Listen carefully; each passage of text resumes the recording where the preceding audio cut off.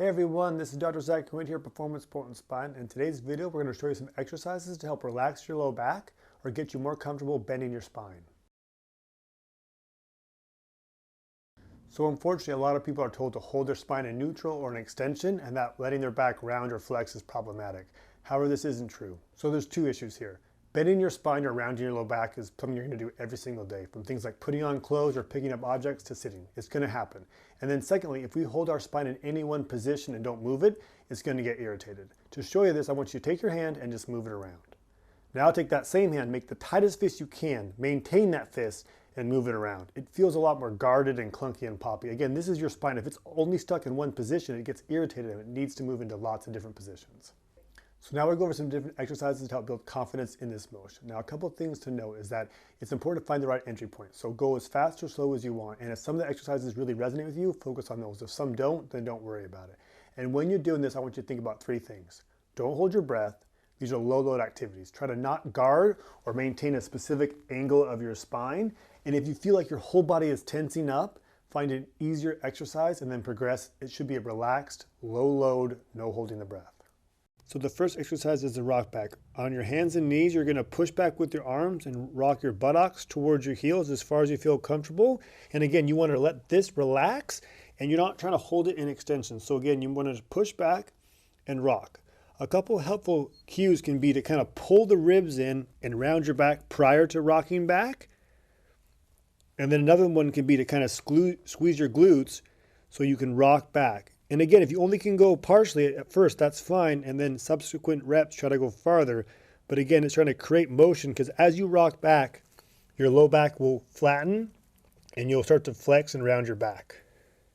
So the second exercise is sitting and requires a chair. So if you find yourself when you're sitting that your back is very upright and your muscles are very guarded, and again, you're holding your breath, let your breath out and relax your back into the back of the chair. And again, you may want to tinker with this and shift a little bit closer to make it easier or scoot your butt a little farther away. But again, work on kind of letting your back relax into the back of the chair in a low load manner. Again, there should be no bracing or core activation. You're just letting things relax and get comfortable. So the cat camel, you're going to get your hands and knees and then you're going to arch your back up towards the ceiling, bringing your chin down, and then lift your head up and arching your back like a valley down. Now you may find that it feels more stiff upper or lower back, and so try to mobilize the stiffer part of your spine and not work around it. So if you feel like the lower back right here is more stiff, really concentrate and visualize the spine rounding in this motion and then arching in this motion. And again, this is low load, so don't hold your breath and don't guard your spine. If you find that you only can go a certain range of motion initially, stop there, and then as time goes on and the tissues calm down, increase the range of motion as tolerated. And then if you want to increase the difficulty as you get farther along, you can put a band around your low back and then anchor it to the floor and then repeat the same motion. So round your back up towards the ceiling, squeezing your glutes, and then dropping it down, arching it to the floor, and letting it relax. Again, slow and controlled, and it should be low load, not holding your breath or engaging your core. So the next exercise is the shin blocked hip hinge. So you're going to put your legs and shins up to some sort of box or step, and you're going to slide your hands down your thighs and push your buttocks backwards. Again, when you're doing this, you're going to not hold your breath and you're thinking about just pushing your hips backwards like you're going to close a door on a car.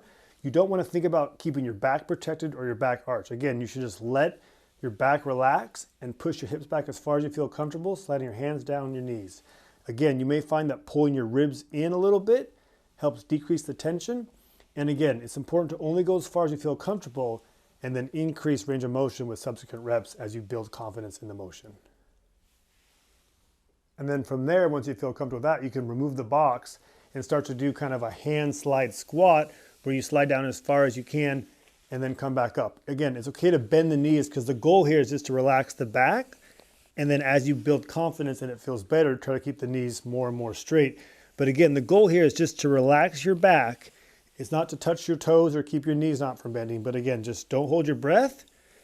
Increase as slow or as fast as you need to. And again, it's low load. If your whole body's tensing up, you're going too hard or too fast. So again, this is something that you should be doing that's very low intensity. So it's common with back pain that people don't want to move their spines and they hold it in one rigid position. And by slowly creating motion in more fluid and kind of dynamic ways, it can really help both with disability and pain and help fear avoidant activities and help utilize their spine in a manner that it's meant to be. We hope you found this video helpful. If you did, please like it and subscribe to our channel as it helps us reach a larger audience. And if you have any additional questions, feel free to email us.